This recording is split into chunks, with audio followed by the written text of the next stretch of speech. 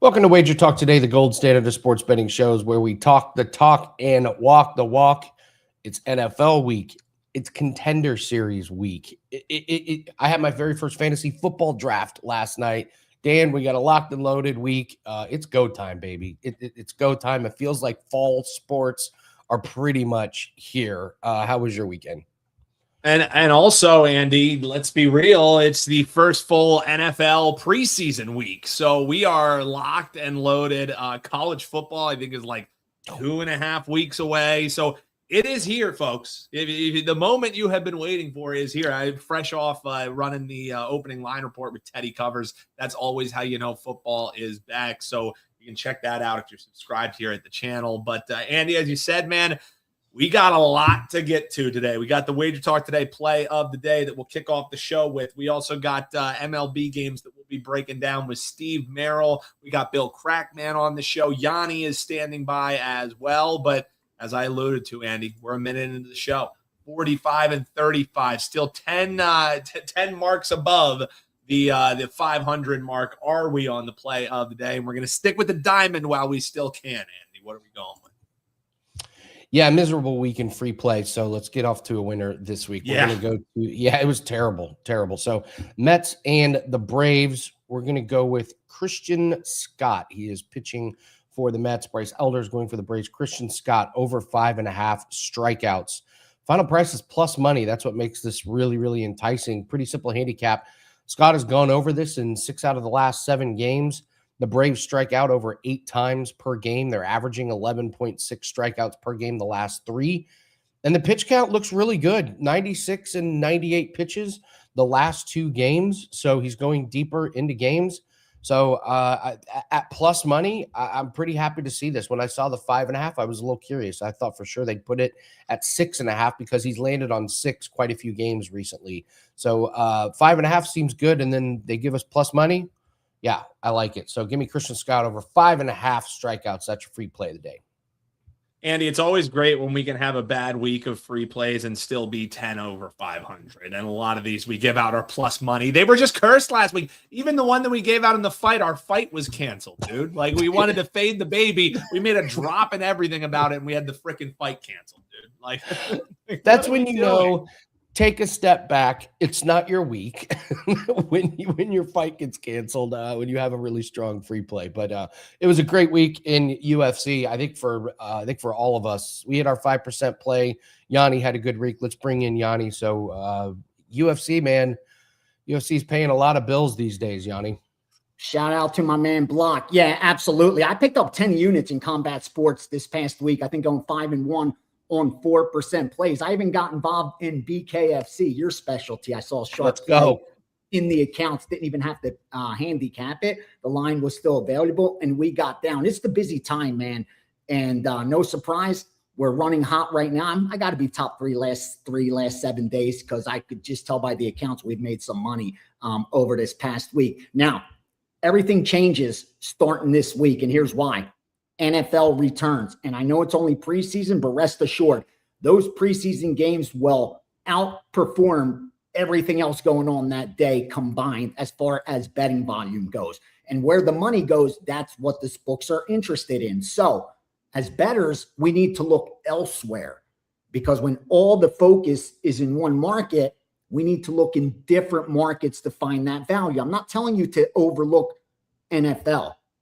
In fact, I think there's more value during the preseason than there is during the regular season. And that's obviously reflected by the fact lines move so significantly, something that doesn't happen in the regular season. So it's obviously a less efficient market. So attack the preseason, but don't overlook Major League Baseball during these times. Don't overlook WNBA. Don't overlook MMA, all these other markets, because of the fact all of the attention is on football. So with the other markets, it's easier to determine, is this line legit? Is it a move? Is it sharp money? Is it public money?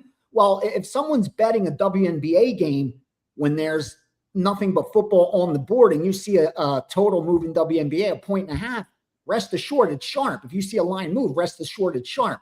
Now, again, that doesn't do you much good if you miss the number, but at least you're able to determine what the line move actually means and be a lot more confident that you're right than when this isn't the case. So again, this is a long about way of saying take advantage of all the other markets like WNBA, like Major League Baseball, while NFL's going on. And finally, lines move quickly, man. You can't wait. I released a college football play already to my subscribers as a 4%, and I'll give it to you. It was Stanford minus 3.5. It's up to 5.5, 6 right now. Would I bet it at 5.5, 6? Of course not. It's no longer the same bet.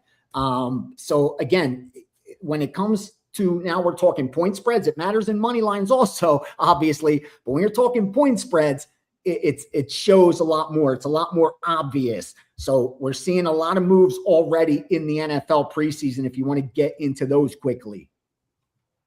Yeah, let's do it. What are you seeing? Awesome. 106 Cincinnati minus 3.5 and 4.5. That's all the way up to minus 6. Vegas minus 1.5. That's why you're looking at 2.5 and 3. Tennessee, they took as a dog. They flipped it. Tennessee's now the favorite. They went under 38.5 and 37.5 in the Chargers Houston.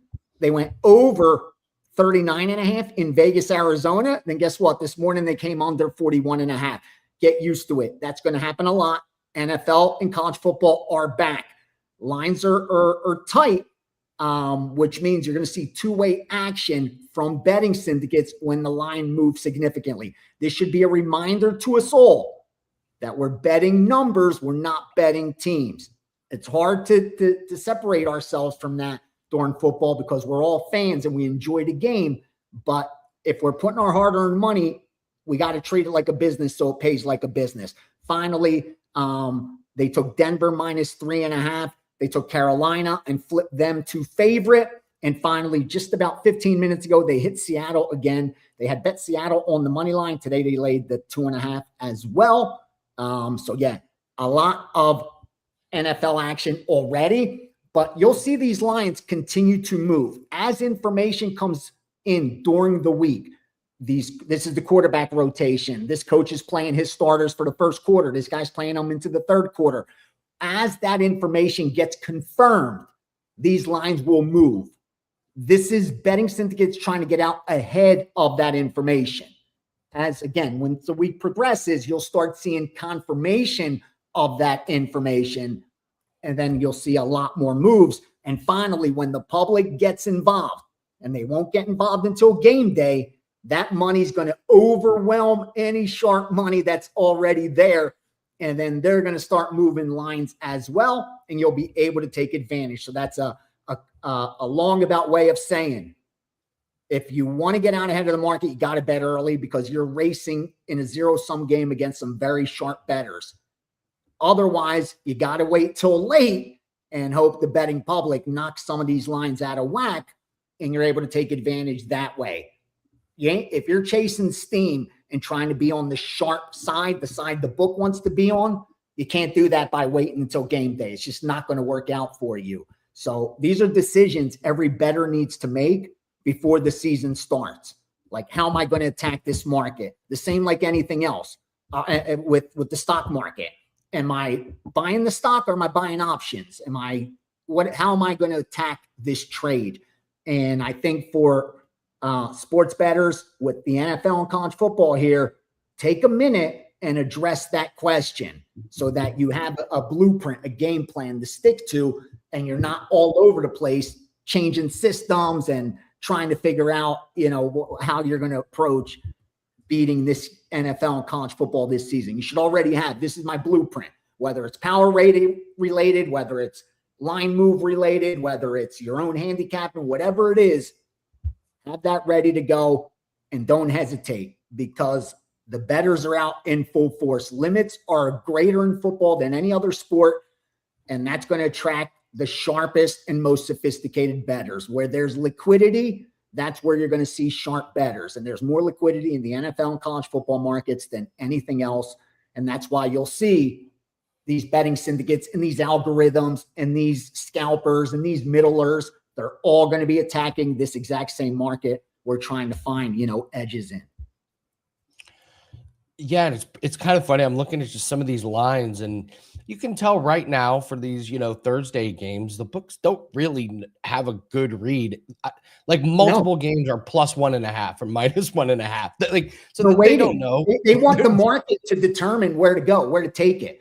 That's a great, like once the season starts, Andy, that's no longer happening. Like they're confident. This is what Dallas is power rated. This is what the Eagles are power rated. I subtract A from B. I factor in home field advantage, any injuries, and then what's the recency bias of the bettors coming in. That's it. It's not that difficult to manage risk during the regular season. But right now, they're terrified. Every mistake is costing them money. And the last thing they want to do is end up, getting hit by a ton of sharps, and then the public as well. Like getting battered like that is not a good position. That's why you see they're moving these lines. They don't care if they they're more worried about being too heavy on a side than getting middle on a side. Because if you're getting middle for a little bit of money, it sucks. It hurts. It stings. But if you lose, if you're on a position and they're piled on, like that could really do damage. If you move the line, and a big deal, you're going to have a couple guys that catch you on the middle. All right, it lands in the middle, you pay those guys. But if you make a mistake and leave that line out there and let the money just exponentially grow on that side, that's how you get yourself in trouble. So I see 6 games that are 1.5. That means the books do not know what's going to happen. They're telling, go ahead, tease it. They're telling you, go wong the hell out of it. Wong it up, they're telling you. Take it up to 7.5. Go ahead. Yep. Good luck with that. Absolutely. Are you seeing anything else in WNBA? We got a couple of games tonight. Yeah. I'm interested in what you see because I have one game that I don't understand the line. I got a pretty strong opinion on it. What are you seeing? A little bit of WNBA action, a little bit of Major League Baseball action. They bet Atlanta. They laid the 11.5, 12.5, and over 83.5, 84.5. Probably injury related. It moved so significantly. And the same thing with Chicago. They took the 1.5, they took the 1 out, and they went under 82.5 and even under 80.5. So Atlanta and over, Chicago and under in WNBA. Major League Baseball, real quickly, a couple totals. It seems they just got out ahead of the public on these because I'm seeing the public on the same sides. Over 8 Mets Atlanta, over 8.5 Phillies, under 8.5 Texas, and over 9.5 Tampa and Athletics. The only sides that I see, again, public sides today, it's Arizona and Milwaukee. And before today, like last week, we were seeing the opposite, where they're taking advantage of some of these dogs early and then coming back at a discounted price when they like the favorite. This week, like I said, that like the playing field has changed. It really has. And for us bettors, our approach has to change as well. For me, I'm just being a lot more selective. In baseball, we're doing really well. We're running hot right now, but I'm staying very, very selective and going to continue with that, especially as we await football, man, because just the opportunities that are there for you during football aren't there elsewhere, because the amount of public money that's bet on football forces books to do things they don't do in any other sport. That's why you see in college football, like you'll get value that is you just don't get elsewhere in other markets. Like I love getting a Peruvian soccer game or, some obscure markets, you have edges in those, but it's a different animal when you're talking NFL and college football, because not only do you have those edges, but you could get down a lot of money, like, which makes that edge even like greater as far as value goes. So yeah, everyone's just chomping at the bits, awaiting what's coming. And lucky for us, it's already here. Don't wait, fire. And best of luck to everybody. Yeah, I agree with the sky was going to be what I was going to say. They're playing the Storm that's lost 11 in a row. I was kind of betting on the Storm earlier in the midway. They started covering a bunch of spreads. It won a couple How games. long before they convince us Ian Gary's going to beat Makachev? He's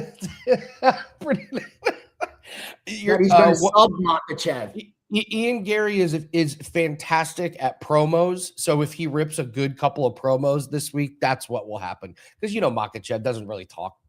That's exactly. So if Ian Gary does a good promo, that's when it'll start. All right, Contender Series starts tomorrow. Yeah. This is you want to build your bankroll before football season, Contender Series is here, my friends. So here's the schedule. What I know, weigh-ins and face-offs are today on Mondays at noon Eastern. You're not sure if you're going to be there. You haven't got confirmation yet if you're going to be at the fights yet. Correct? Correct. Oh, correct. That's a last minute situation. Okay. You got winners? Yeah, man. So I'm going to do a video. Every week I'll do a video and put them up, but I'm going to wait until like the round props come out and stuff. And I want to make sure everybody makes weight, because that's the thing. Sometimes these fights change and everything. But yeah, here, John Koonman, he's minus 285. He's going to take Crop Shot down and submit him in the first round. Malumba, if you remember Malumba from last year, he fought Rahiki and put on an incredible fight. He's fighting a guy that he's 7 inches shorter than. That one's going to be wild. There's an Indian guy who's going to get knocked into next week in the first round. His name is, he won a bunch of fights on the Indian regional scene and got his head blown off and rode to UFC. Bilal Hassan's going to knock his head off. I agree. Oh 100%. Yeah, it's not going to, it's going to be fun for all of us except for Psychia. This Escarrega Abe fight is pretty good. I kind of lean Escarrega. And then Anthony Wint. You're going to love Anthony Wint. And what I was saying is the last couple of years, they've had problems in the first week of Contender Series where guys would go the distance and Dana would get pissed off and be like, no, you're supposed to knock people out. They have fixed that this year. They have put some bad fighters against some knockout artists. They are guaranteeing some murders in the middle of the ring with this one. So Anthony Wint. The only negative is you got to get down early on some of those. Like Wint opened minus 300. You know what I mean? Now you're looking at minus 900, and you had all of 2.5 minutes to get them before minus 800. Like, you know what I mean? And that's hard to do. That's the negative of Contender Series. That you got to be quick on the draw on some of these favorites, or it forces you on some ugly dogs that don't have a shot. That's the problem. Yeah, I normally wait for props and some round ones to try and extract some value out of it. So, all right, Gianni, I know you got to get going. You got another appointment. What do you have up for everybody on this Monday? Yes, sir. I have the UFC cards already up. Already released 3 or 4 premiums. Like I said, I got way ahead of this UFC 330 card. I got about 6 bets. By the end of the day, there'll probably be all 6 of them will be in there. Futures are out. Again, NFL and college football win totals. They are final. 6 in college football, 3 in the NFL. And then I have national championship winner and Super Bowl winner futures also out. And the first college football package is up and available. And of course, I'll have the preseason. Once I send out the first play to my subscribers, I'll get that up as well. So big week ahead. Best of luck to all. Just take your time. We have nothing but time and opportunity ahead. We got football till January, early February. So you don't have to bury your book the first week. Just take your time. We'll have a lot of opportunity to make money. Best of luck to everybody this week. Thanks, Gianni. Appreciate it. Thank you, brother. Gianni the Greek, everyone. Let's see. So in the chat, talking about WNBA, WNBA is in the headlines. So I see Ski is in the chat as well. I've never seen anything like this with WNBA, Dan. So you have the sport of WNBA, but then you have all the non-sport issues. Yeah. You've got race, you've got culture, you've got gender. Like, it's a mix of everything. I don't think I've ever seen anything quite like it. The first problem WNBA has is they need a commissioner that is just for WNBA. Yeah. This thing where the NBA is trying to oversee, it's not working. There's no leadership. There's no like where we're going. As far as the sport goes, they're having a great year. The sport, the basketball, is really, really good. The problem is they're in the headlines, but I don't think it's translating to viewers. And this is the problem ultimately that they have, is people that don't watch the WNBA all of a sudden have very strong opinions about certain players. And that's fine if you want to be in the headlines. But if it's not turning into season ticket holders, if it's not turning into, your average guy, oh, the Fever on tonight, I'll watch that. Oh, the Lynx are on, I'll watch that. It's a real problem. And now you have the WNBA that is now being featured on political shows. And that's never a good thing, because it doesn't equate to sales. It doesn't equate to revenue, because you're talking about the issues and not the actual sport. I don't think Sophie Cunningham is that great for the WNBA. I'm not really sure. She's polarizing, no doubt about that, but is she great for bringing in fans and viewers that, bring in revenue? I'm not that sure. As far as what is being talked about here in Indiana, it's sad, but this team is really unlikable. A lot of people that liked the team last year don't like the team this year. Caitlin Clark whines all the time. She's like the new Luca in terms of like bitching to the refs. Sophie comes off the bench. She's not even a starter. Sometimes she can hit 6 3-pointers. Sometimes she scores 2 points. But here in Indiana, they're just not that likable. A bunch of my friends that liked them last year and like Caitlin Clark don't talk about them because they're just not a great product to watch right now. They've got real problems, but the good thing is the league has talent. They have storylines. They have other things that they can build upon. They just don't have the leadership that knows how to handle it and put it in the right direction. And it really sucks because the basketball has been pretty good this year. The Fever and Aces just put on one of the best games I've ever seen. Best regular season game I have ever seen in WNBA. So, like, I don't like when I hear this league being talked about in, the political ways and whatever your opinion is. It's just not good. It's not good for the league because it's not equaling views. That's my opinion on it. Well, it's great talking points, but it's something that, you talk about often too, is if you do go into that sphere, automatically you're turning off. And again, percentages may be a little bit different here, a little bit different there, but you're turning off 50% of your potential audience that would view in, that would listen in. So I'm right there with you. I do think it's funny because what spurred all of this on is one of the more entertaining players in the league, just from a personality aspect, and that's Sophie Cunningham, and you have people in the comments, Sophie the trophy. It's just funny to me because, she speaks out, she makes, whatever comments and whatever you agree with, whatever you don't agree with. That's not what I'm saying. It's just funny to me because then she goes, everyone wants to talk about anything except basketball, which is Andy's point. He's like, yeah, let's just talk about the basketball. Sophie, you brought it up. Sophie, you started this. You started and then it's funny because the point since she said, let's just talk about, let's talk about just basketball. 3 points, 2 points, 3 points. And the biggest story of anything that happened was the foul that happened for us. So it's like, since you've been focusing, you've been taking that, 8.5 points you've been averaging on the season, Sophie, and you've been really flying under that number. So maybe you need to focus a little bit more on the basketball side of things as well. And now the WNBA players, they're not being asked about their opponents, or they're not asked about the style. They're being asked, what do you think about what do you think what somebody tweeted? What do you think what do you think about this? They're not asking about like, hey, what's your game plan? Hey, how are you going to get past the Lynx defense? Hey, how are you going to score?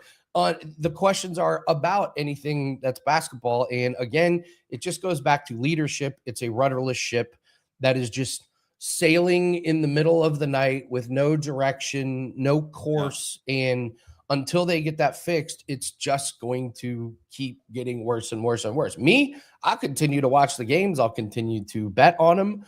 I love the sport. I love the games. But yeah, some of the antics of some of the players like can be annoying, but I find it entertaining just as a sport to watch. But yeah, they've got talent, they've got potential, but again, they just don't have the leadership to help spur them on. So, all right, okay, let's bring in Bill.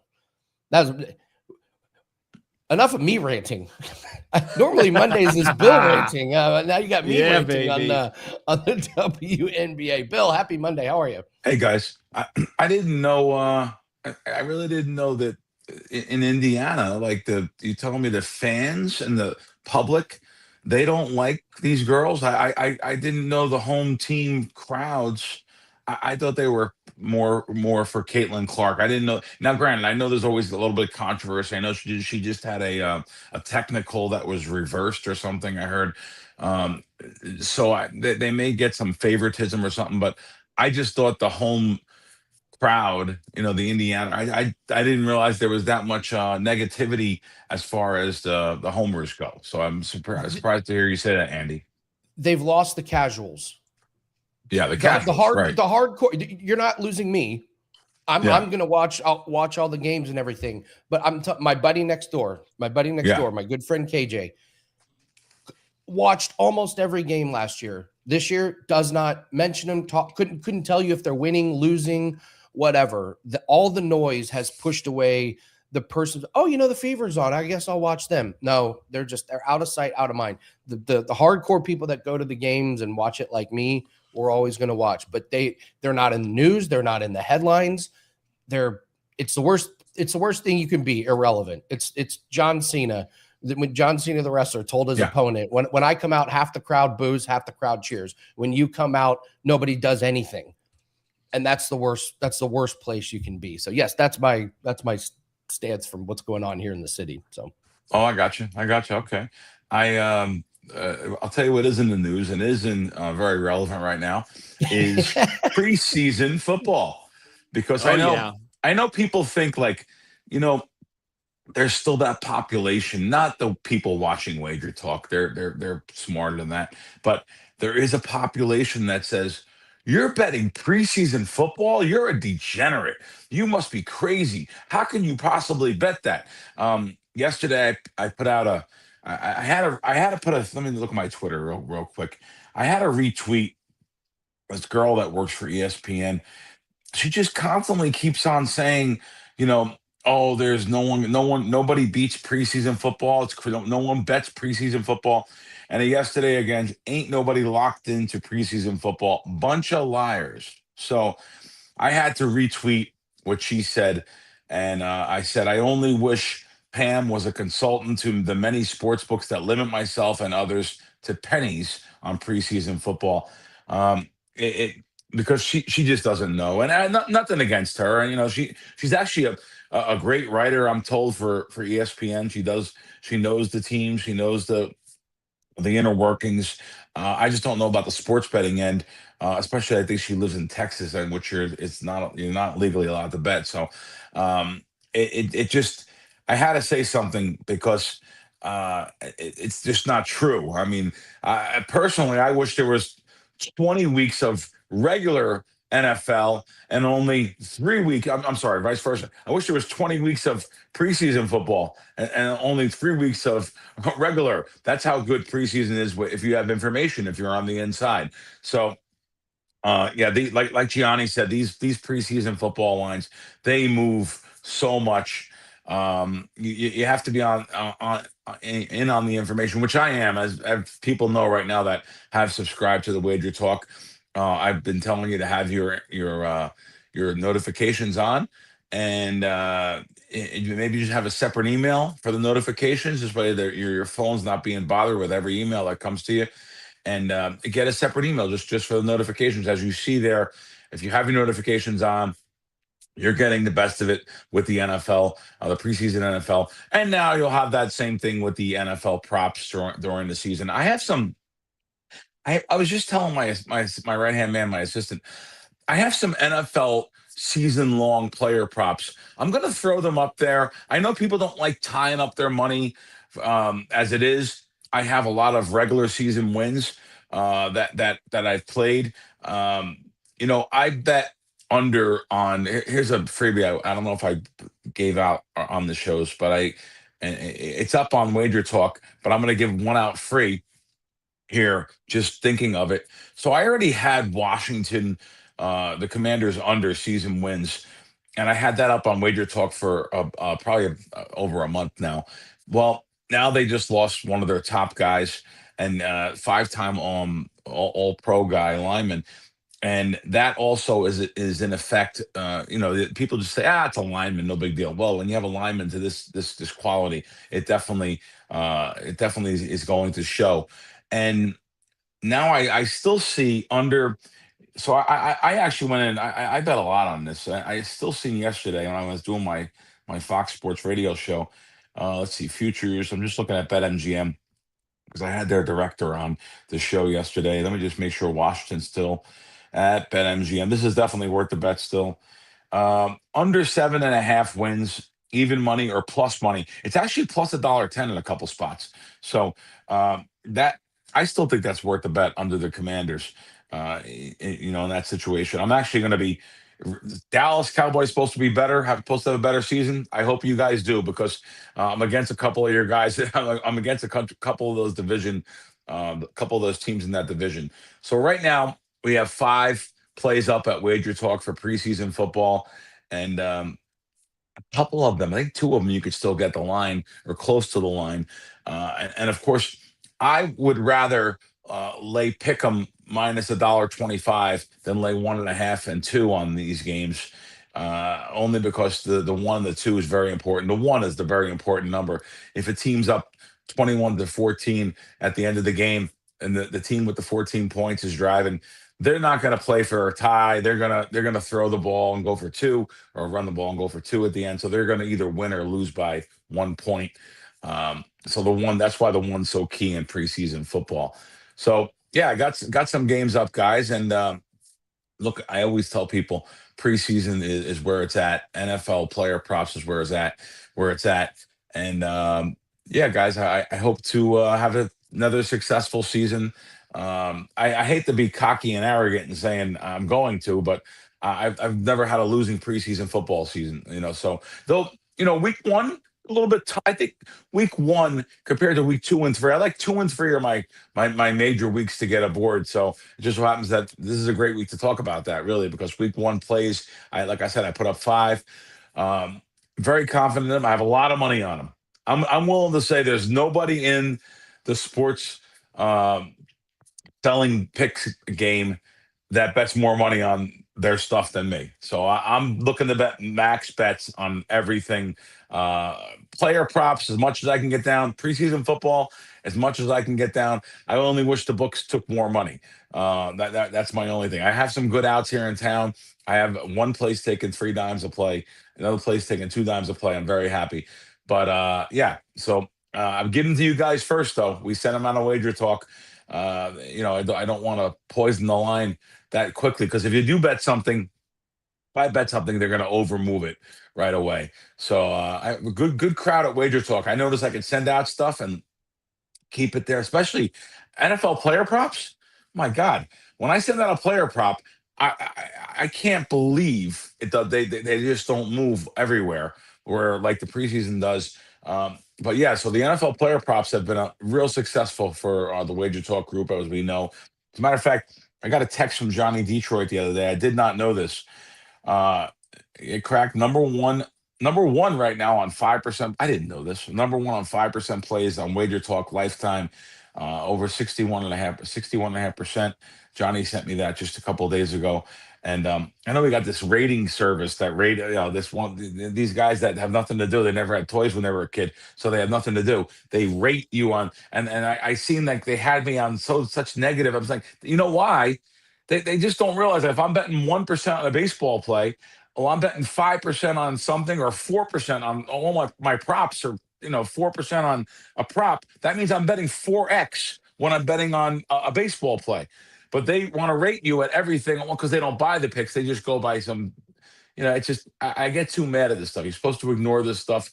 But if you guys are along with me at WagerTalk, you know to bet more on preseason football. You know to bet more on NBA player props, NFL player props, WNBA player props, baseball player props. And I know I'm doing a lot of talking here, guys. Guess what I have for you? Along with that Washington Commanders, I have a free player prop. So let me give you guys a Major League Baseball player prop today. I have the Orioles starting pitcher Trevor Rogers over 17.5 outs. He's covered this number in 5 straight. He's up against a Twins team that really struggled against lefties. And so that's Trevor Rogers over recorded 17.5 recorded outs. It's minus $1.40. That's fine. But yeah, he's went over this number, like I said, plenty of times. So there's a free player prop for you guys. And again, you guys still have a chance there. I just told you about week 2 and 3. So get on to a longer term package. You want to get on to I said it during preseason. I'm sorry, but I said it during March Madness. I said it during the Super Bowl, and I'm going to say it again. You want to get on a long-term package. Listen, I was charging $500 a month for this for years, and very, very successful. It took, like in The Godfather, it took WagerTalk to keep on coming at me for 2 years saying, Crack, come over here and join us. We're going to give you an offer you can't refuse, like The Godfather. But so anyway, that is my previous site. I was selling for $500 a month, and I had plenty of people on it. So now you can get it the whole season for ridiculous amounts of money here. Just go to WagerTalk and look my name up there, and they got a great deal for the full season. Make sure you get on for the player props and preseason football. I think I've said enough. Yeah, and WT.buzz/Crackman is the quickest way to get over there to Bill's page and check it out. As he mentioned, NFL season, you can grab in that NFL season pass, or you just want action through the end of the year, not just NFL. You want some NBA action, his WNBA props, his college football, college basketball that comes. You can lock in through the end of the year. So December 31st, 2026, all those 5% plays included in that price. Just $7.99 through the end of the year. It's a crazy one, Bill. Yeah, $7.99 for all access, or you can check out his page, WT.buzz/Crackman. We got Steve Merril coming up, Bill. But one thing I just wanted to ask you on quick, because I love watching Wisecracks before it was even here at WagerTalk TV. I think you do a great job with that show. And for the longest time, the backdrop that I would see on that show was it was over at the Westgate. And I tune in this week. I not only see you have a guest on of Derek Stevens.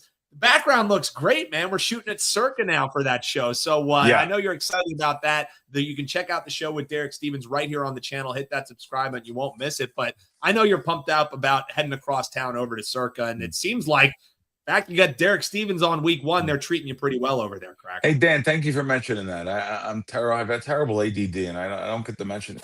Thank you for mentioning that, because I'm very good friends with Derek, and when I text him and I said, listen, Caesars is taking over at Westgate, I'd like to come over there and do the show. And he said, please, we want you here.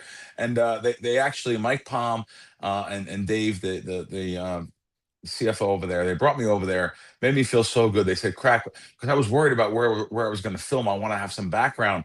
It's not like one thing about Westgate, you can go in and film anywhere. It's great. They have signs up at every entrance. We're filming in here.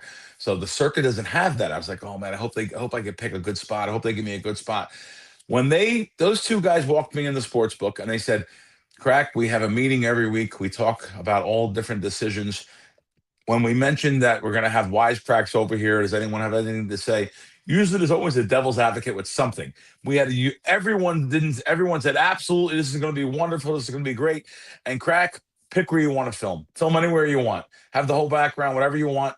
And to have that right in the heart of the sports book with the Sports Betting Hall of Fame behind me, the wagering boards behind me, the contest behind me, and of course, Derek Stevens come on. Derek Stevens was so transparent. If you guys didn't watch Wisecracks last week, please do yourselves a favor and watch it. I can't believe how transparent Derek Stevens was. He's like, it cost us $7 million here to do this. However, I make $2 million in food. I make $2 million at restaurants, at the bars, $2 million at the pool. I mean, he was really throwing around some numbers and being so transparent on the show.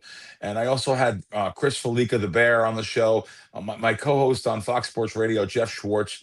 And I had one of my guys, the Wager Wire guys, on there. So a great show, great guest. Derek Stevens was on for a half hour, talked about a plethora of things, and it was a great episode. And Dan, thank you for saying that, making sure some people watch that. Absolutely. Hit that subscribe button. You'll know when it goes live. Plenty more coming with Derek Stevens with the partnership we got there over at Circa. So keep it going, man. Keep those plays hitting, Bill, and always a pleasure, my man. We'll see you next Monday. Thank you, guys, and thank you, everyone, for liking, subscribing, and following. Thank you, guys. Take care. Absolutely. WT.buzz/Crackman, where you can get that all access at. But yeah, man, Circa, that's an awesome thing, and having guys like Derek, here on the channel giving information, it's invaluable stuff that you hear it from the mouths of the odds makers, from the mouths of the decision makers, and with VR we get runners. So yeah, we got professional handicappers on here, but we hit it from every single angle on WagerTalk. So folks, if you haven't already, hit that subscribe button and tell your friends. This is going to be the biggest season yet. Yeah, absolutely. It's going to be a big fall. Want to get everybody just what to expect moving forward about Contender Series. So Contender Series starts tomorrow. You guys know I handicap Contender Series, and more importantly, we do our live shows. It's kind of hard to say you're the best at something, or like what do I do the best? Our Contender Series live shows are the best Contender Series live shows on the market. I will put ours up against any of them. You're not going to beat our live shows. So here's what's going to happen. Weigh-ins and face-offs are Mondays. Monday night, I will probably put up a $5 Tuesday play. It'll be up Monday night or Tuesday morning. The preview video will be out once everyone makes weight. So we can get a $5 Tuesday play. That's 10 weeks in a row. So every Tuesday, just plan on there's going to be a $5 Tuesday play. Hit our 5% in UFC over the weekend. The weekend was a banger. You hit an under in overtime, which never happens. Yeah, no, but the nice thing was it wasn't even like we really were like, oh God, we're gonna die, because we had 26.5. We had the under. I was on last call with Joe Ranieri, and I said, hey man, our client plays hadn't been going too great doing these player props, so I gave out a free player prop on that play at plus money, or on that show. We hit that one, so I was feeling good vibes. We had an under that, as it was getting late in the game, I was like, it got to be the fourth quarter. I was like, all right, they need 9 goals in the fourth quarter to hit the over. The funny thing is, Andy, if we had the over, I would have been like, we only need 9 goals to hit it. So it's just the frame of mind. Exactly. Yeah, so things are running good great. lacrosse and UFC was great again this weekend. We hit a NASCAR play with 5 laps to go. Our guy had a bad pit stop, and he makes a pass with 5 laps to go. We win that one. And then Jan hits a cricket play that was dead in the water. Our team makes a miraculous comeback. So things are running good. We're number 1 last 30 days. We have a 4% MLB play that is up today. That's on a 22-7 run. I've took the last couple days off with MLB, but again, there's so many packages out there. Don't get a play. Invest in this 6 days. That we're still running. The buy 3 days, you get 3 free. It's a no-brainer. It gets you every play starting today, moving forward. So we're in a really, really nice groove, 61% over the last 30 days in all sports. So jump on board. It's $25 for 1 play today, or for $69, you can get 6 days. It really is a no-brainer. It makes no sense to get 1 play. Just get a package. We got a tennis doubles play that goes off later today. So looking forward to the run continuing. That's over at wt.buzz/AL. All right. After we talk to Steve Merril, I have my first fantasy football draft. I've uploaded my team. Dan is going to rate my team and see how good I did. And then we're going to go over quarterback NFL future. I can't wait to see if everyone thinks my team is as good as mine, because I think I crushed. I think I got a championship roster for my team. So what's up, Steve? How are you?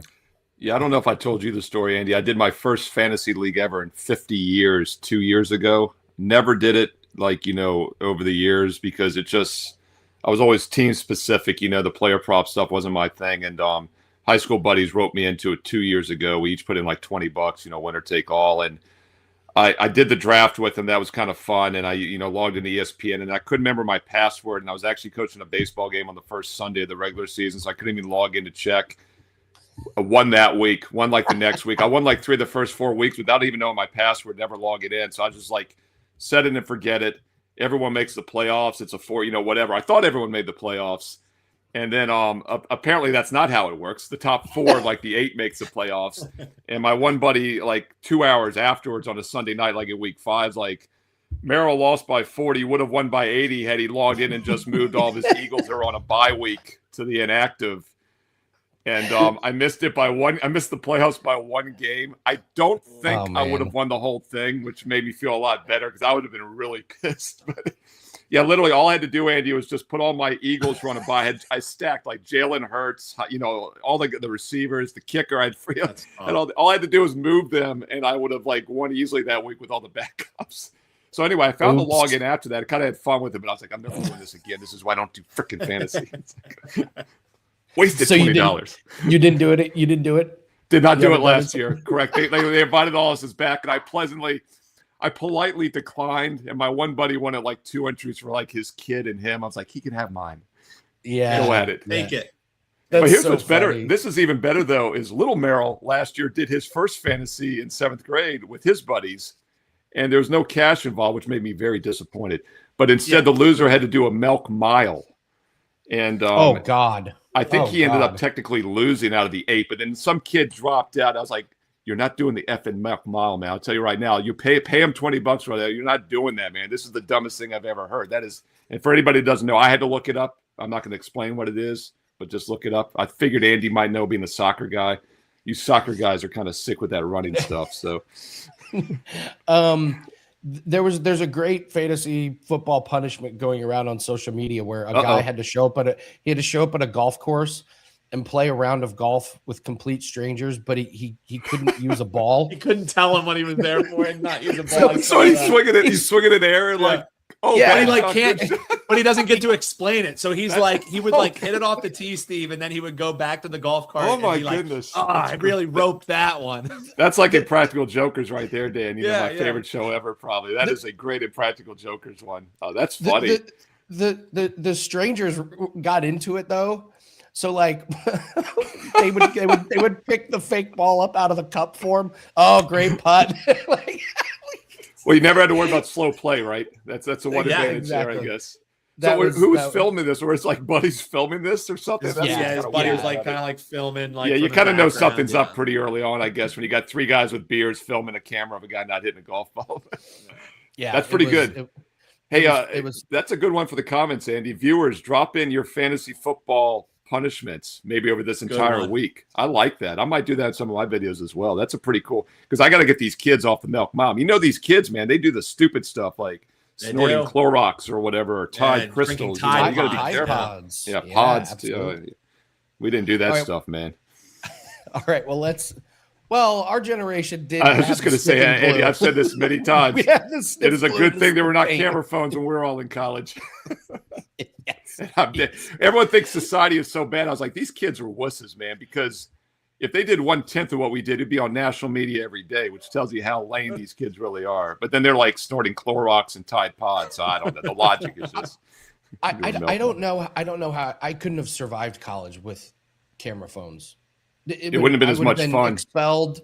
I would have been arrested. No, see, you wouldn't have been. That's the thing, though. You would have studied more, and it wouldn't have been nearly as fun. See, I don't think we would have been. We would have adjusted, unfortunately, which would have been even worse. I'm just saying that when my senior year, IU was ranked as the #1 party school. The year after I graduated, they dropped to 3. I'm just saying.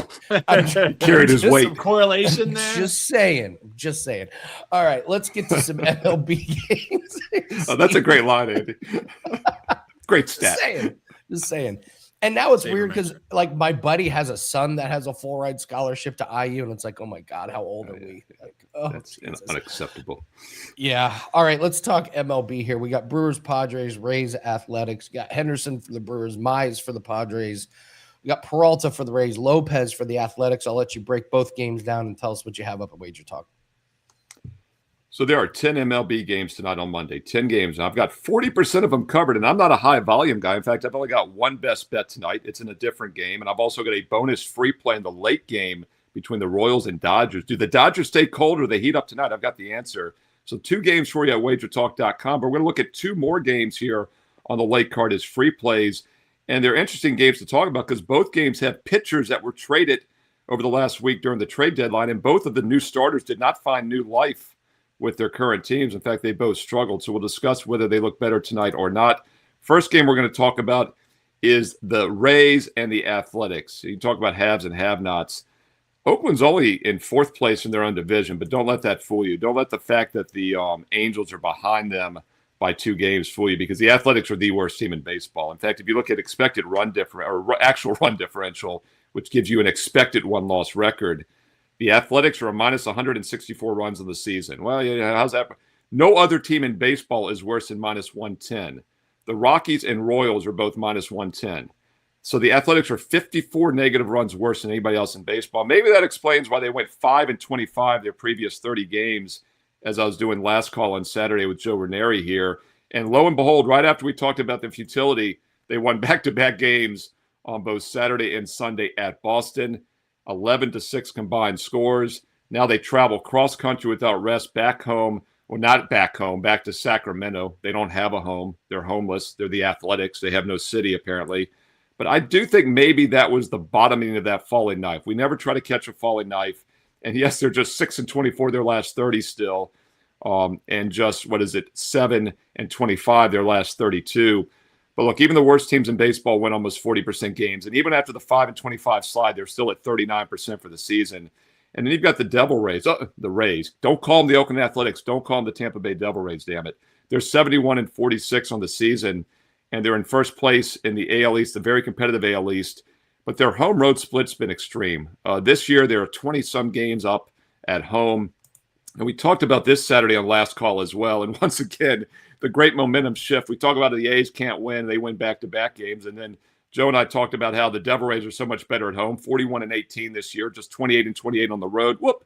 Well, they went back-to-back wins on Saturday and Sunday. In fact, they swept Seattle, and they won the games in Colorado as well earlier in the week. So that terrible road record that 6 games ago was sitting with the Rays at just 24-28 on the season is now suddenly 30-28. But the fact remains, their home road splits for years now, the last 4 or 5 years, has been pretty extreme. And one of the reasons is because they have a terrible home ballpark. And by the way, don't look at last year. They played in a AAA stadium. They were just 1 game above 500. You got to throw that one out. Trop Field is miserable. It's a bad atmosphere for the opposing teams. So the Rays records are always a little inflated. I know it's ugly. I know you got to hold your nose here. But the Athletics actually fit my long-term underdog system, which I developed almost 30 years ago back in the 90s. It's a contrarian indicator, and the Athletics fit that tonight. So I do like Oakland plus 140 here. You also could take a little bit of a hedge and take the run line at minus, I think the run line last I checked in this one, instead of taking plus 40, you're getting like minus 115, minus 120. So if you want a little extra protection, but the total is 10 here. It's a hitter-friendly park. I like the Athletics here. I know it's a contrarian call. It's hard to make a case for them on the surface. But the other thing I will point out is the pitching edge actually might go to the A's tonight as well. Jacob Lopez has not been good this year, 5.6 ERA. But Freddie Peralta has been just as bad, 5.4 ERA. And yes, he was traded by the Mets a couple weeks ago, the hapless Mets, to the Contender Rays. But as I said earlier, it was not a spark. He got lit up, no pun intended, in his first start with Tampa last week. Yeah, they held on to win that game at Colorado, but he gave up 9 hits and 7 runs in just 3 innings. Yes, it was in the altitude, but keep in mind, Sacramento is one of the most hitter-friendly parks outside of Coors Field in baseball. I think Lopez might have the pitching edge tonight. A's starting to heat up, perhaps. Rays a little overrated. Take a look at Oakland as a live dog plus $1.40 tonight. Ruff, ruff. Live underdog here at 9:40 Eastern. All right, the other game we're going to talk about on the late card is also a pitcher that was just moved during the trade deadline. And this one is Milwaukee-San Diego, also at 9:40 Eastern. 2 teams in playoff contention. In fact, the Brewers are having a fantastic season, currently 30 games above 500. Thing is, though, they're not taking their foot off the gas like the Dodgers because the Cubs are on their heels. In fact, the Cubs have the 4th best record in the National League. They're 6 games up in the wild card race. And despite the fact that the Brewers are 30 games above 500, they're just 5.5 games up in the divisional standings. That's one of the reasons they've gone 7-3 their last 10 games. And unlike the Dodgers, they haven't taken their foot off the gas or continue to play hard. Both these teams, Padres and Brewers, 7-3 their last 10. They're both 13-7 their last 20. But San Diego is still in just 3rd place in the NL West, way behind the Dodgers and also behind the D-backs and fighting for those wild card spots. San Diego enters here off back-to-back wins against Houston. Meanwhile, Milwaukee has won 5 of 6, and they had back-to-back wins at home against Minnesota. Traveling without rest here, though, after the getaway games on Sunday. Pitching matchups are what I want to talk about. We got Logan Henderson, who's having a really nice season. Only 50 innings pitched, but a solid 2.7 ERA this year. And he's been pretty strong as well since coming back. He got shut down after mid-May, didn't make any starts for 2 months. His last 5 outings, he's looked pretty solid still. And he's given up 2 runs or less in each of his last 4 outings. He only goes about 5 innings. They're a little cautious with him. So Milwaukee's strong bullpen will probably get extra work tonight. But Casey Mize is a real X factor. Here's another guy traded from the Tigers, who weren't exactly not contenders, but they were a seller at the trade deadline. and he is now on the Padres. And boy, did Mize not pitch well, just like Peralta at his first start with his new team last week, 5 days ago on August 5th at Arizona. Another hitter-friendly park, which is ironic, but still, he gave up 8 runs on 9 hits in just 3 innings. And what really jumps out is he only had 1 strikeout and he had 3 walks. So control was a problem. The question becomes, does he bounce back tonight? I think he actually does, because he's still got a solid 3.4 ERA on the season. He was pitching well at Detroit before the deadline. Not very familiar with pitching at Arizona, to say the least, because he was an American League pitcher. And now he's at home. Not that he's familiar with San Diego, but Petco is always more of a pitcher-friendly ballpark. I think he'll have a spark here with the new team at home. Take a look at the Padres with Casey Mize in a bounce-back spot tonight. And they're actually a dog at about plus 105 here as well, because Milwaukee's been so strong this year. I think this is another live dog tonight.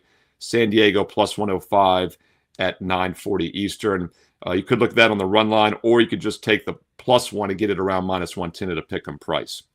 All right, 2 free plays on the late card for you. Don't forget, I've got 2 other games tonight for you as well at WagerTalk.com right now. A strong best bet, which is going out to my personal clients tonight. My favorite play on the board is my single best bet tonight out of the 10 games, the strongest play on the board. And then the second strongest play, in my opinion, is the game that was just a bit outside from making the cut. And, of course, that goes up as a daily free play, and that is the late-night game between the Royals and Dodgers tonight. And that's on my page free right now for Monday. Steve Merril, WagerTalk.com, and get there quicker with shortcut WT.buzz/SM. And don't forget, I'll have free play videos throughout the week for baseball here, and also more NFL preseason free play videos. Gave you the Panthers and the over on Thursday. That Thursday night football has just been incredible the last few years. Even in the preseason, we don't cool off. And I've got more coming this week. So make sure you click subscribe and you click the bell as well for an instant notification throughout this week and every week, so you know when the free play videos are loaded daily for baseball and football, which is here as well. Also, some special offers, buy 3, get 3 on my page. Rest of the year for 47% off, almost half price, 47% discount for the rest of the year. All sports. That gets football, baseball, and basketball for the rest of 2026. And also keep an eye out for a special offer that'll be coming this week, a 1-year all-access pass, which is going to include membership to my weekly market call, which starts in September. It's going to be every Thursday night before the NFL prime games. And we're going to deep dive into those. Also, an advanced look at my Fade the Public information before the video is released. Also, an advanced look at my college top 25 data, my 10,000 game simulation power ratings, all in advance of the videos. You get insider access. So keep an eye out for this market call invitation, and special offers will be up this week on my page, Steve Merril, WagerTalk.com. And once again, get there quicker, WT.buzz/SM. Great stuff, Steve. Good breakdowns. Awesome. That's going to be cool, that market call. Yeah, excited about it. A lot of fun. Yeah, just absolutely. announced it Saturday with Joe, and I did it in my videos. This is actually the 3rd spot I've mentioned it, because I wanted to let you guys know as well here on WagerTalk TV. Yeah, a little bit like the Steam Room, but different. But it'll be a live interactive with direct clients, same concept. And market call, we might work in a little bit of the financial markets. It's not off limit. Little Bitcoin talk here or there. It's what the public wants, right? But yeah, Andy, you know, it's funny because people have always wanted like the Fade the Public a little earlier, and it's hard because I get a lot of data on Friday that kind of fine tunes it for me. So this will be a good little bridge there. You know, I'll let people what's looking public maybe on Thursday for people that need to put in contest picks. And by the way, we're going to talk about that too, like survivor picks and other contest strategies as well. And then also advanced look at the college football stuff. So I think Thursday night's going to be that sweet spot. But I will say real quick, when we were confirming the dates and everything, I was making sure September 10th was the first Thursday night regular season game. And then I realized, oh, there's a game on Wednesday as well. And it just happens to be the Super Bowl rematch, as you know, Patriots. So we're going to do both Wednesday and Thursday that week. And we'll have more information on that here in the next couple of weeks. But yeah, pin that in, and we'll make the times work for everyone. Probably around 7 Eastern, I'm thinking. But here again, I'm a man of the people. I'm flexible. I've got good flexibility. I stretch. Some people, how could you do Fade the Public early? You have to wait for the public to get involved in the game. Exactly. You do the Fade the Public have more video. data with the public. I need that sooner. Monday and Tuesday doesn't work quite as well. Morning. The public doesn't bet until Sunday morning, but you need to tell me it on Thursday, Steve. Come on. Exactly. And the other thing, as you guys know, I mean, the injury report comes out Friday at 4 p.m. And that does play a factor, you know, as far as where the lines are going to be and some information I can give out on the video. So I'm always trying to record it like right after that. But we do know a lot of times on Wednesday or Thursday what's looking really public, right? So I think Thursday would be a great entry level thing into the Fade the Public, and it'll help me fine tune some stuff as well. But yeah, something I forgot to mention. First time I'll mention it here is that we're going to talk about contests too, like survivor pick strategy early in the season before we're all eliminated. Hopefully not by late September, but also pick 5 contests. I know a lot of people are in that, and that's another reason the Fade the Public information a little earlier might help people, because some people do have to get their picks in earlier before the Thursday. For example, if you're going to use a Thursday night game, you got to get all 5 picks in. So if someone's borderline on a game and I say, hey, this is looking public, that might be enough to, flip the switch for them. So yeah, looking forward to this all football season long. Market call, Merrill's market call, MMC. I think we're going with that. I may just pick that Super Bowl rematch for my very first survivor pick, just to set the tone for the season. Yeah, and I think how few people will have that one too, right? Because it's Wednesday. Even I forgot that game was on there until I looked at the schedule. I was like, whoopsie, that's kind of a big one. Every day of the week, NFL. Good stuff. They know what they're doing. Steve Merril, thank you Thanks, guys. every Monday. Appreciate you jumping Steve. on here, Steve Merril. All right. So Dan, we got NFL futures, and then we got you get to grade my fantasy football team. Let's do the NFL future. We can show a graphic. It's QB Monday. We're going to break down Jayden Daniels. Tomorrow, talk Nico Collins, then Christian McCaffrey, then the Super Bowl winners, Seattle Seahawks. Friday is a viewer choice. Put in the comments if you want a certain team, player prop, any future you want us to break down on Friday. We can do that. But let's talk Jayden Daniels here. Third year for Jayden. He was injury plagued last year, and it is cliche to just be Robert Griffin all over again, but God, the similarities are just oh man. We should have kept Steve on here for this one to get his thoughts. But it's 3,249 passing. So in 2024, he went over this one, 3,568. But then last year, 1,262. His wide receivers are Terry McLaurin. They just get Stephon Diggs. Antonio Williams is drafted. They signed Chika Kongwo, who's a sneaky, decent tight end. You got Krosky Merritt as a starting running back. Rashad White, that's a good receiving running back coming out of the backfield. Looking at the ratings for the offensive line, they're middle of the road. They're not great. They're not terrible. They're just, kind of meh. The defense was terrible last year. They're probably not going to be that good again this year. Could be in some shootouts. They do have the 8th hardest schedule. I can only go under on this one with the terrifying injury factor with this guy. He just doesn't seem to know. This is like the Jackson Dart thing. Just get down, run out of bounds, throw it away. When he's healthy, yeah, he's going to fly over this number if he plays every game. But I will not be playing an over on this one. What do you think? Well, and this is, I hate to sound like a broken record a lot of times when we do these season totals, but the thing you always have to remember when you're trying to cap these is this factors in he stays healthy.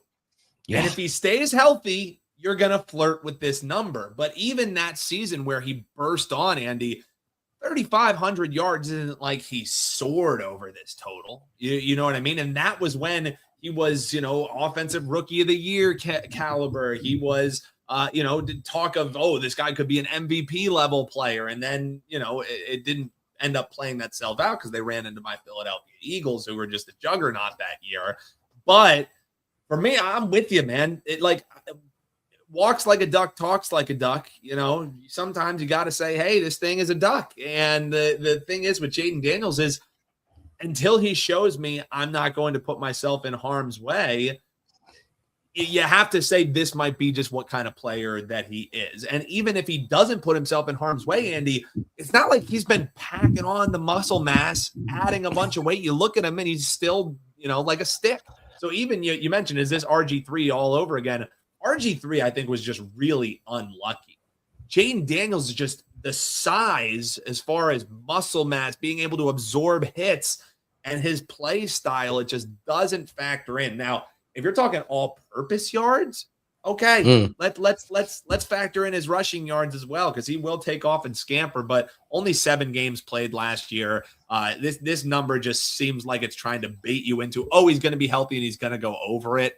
I lean under, but with guys that have major injury concern, I don't want to bet any season-long stuff. So I'm with you. I lean towards the under. I think we've talked a lot of other things that went towards client plays.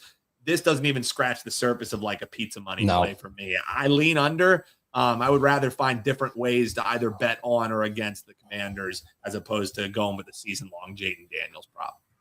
Yeah, live chat seems to agree with us. So I hope he can stay healthy because he's an exciting player. We need quarterbacks, and when he's healthy and accurate, that can be a fun offense. So hope he stays healthy, but I'm not willing to risk my money on it. So, all right, let's do our fantasy. I had my fantasy football draft, and we had a hilarious moment. So last night, it's a Sunday night, not going on. We go to this exact same place. We sit at the exact same table every single year. It's my old college buddies.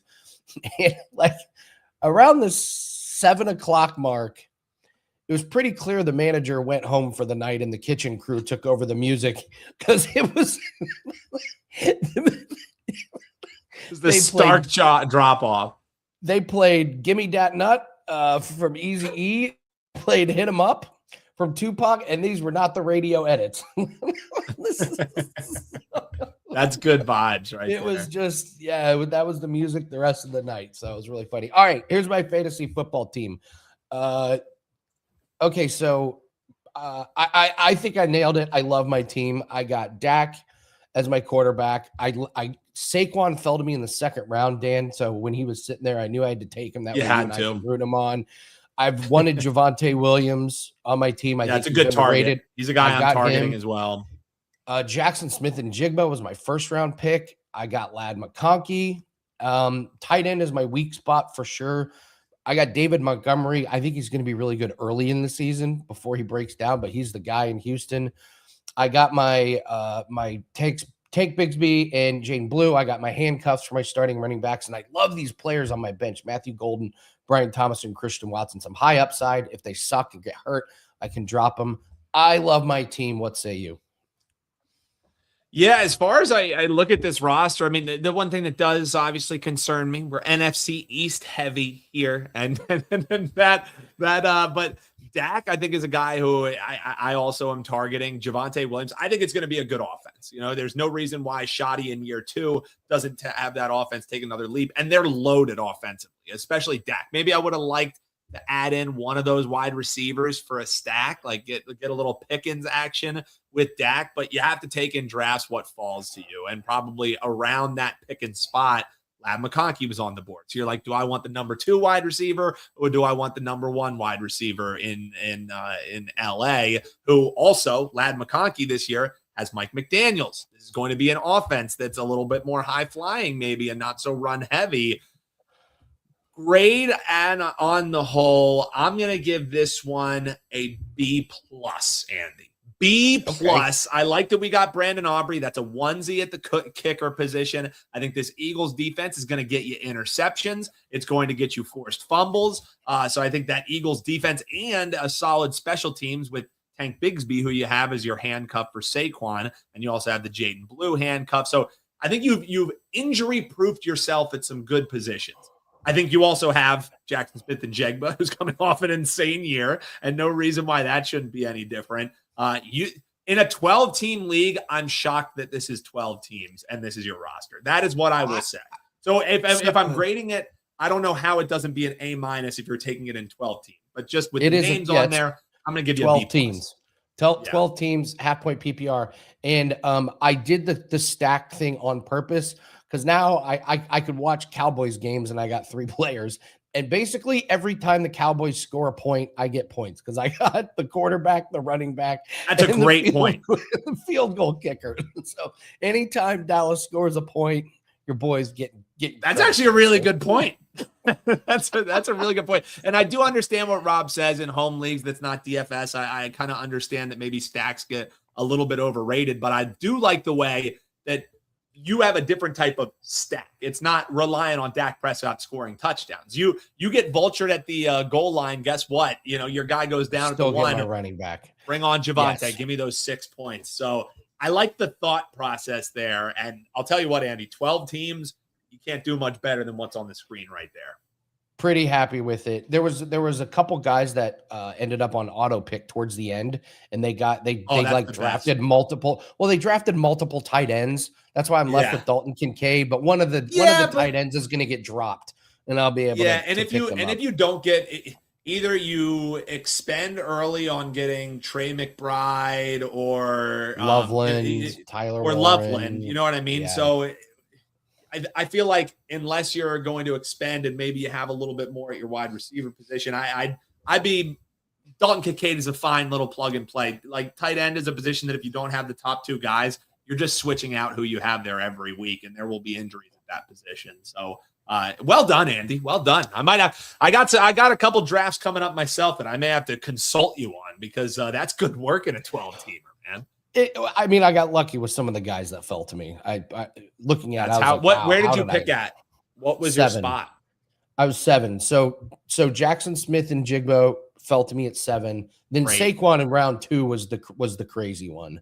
Then I came back with Javonte and that's a great 1, 2, 3 right. Good start. Like you feel anything could happen in the draft. That 1, 2, 3, you're like, okay, I can figure out the rest of my team.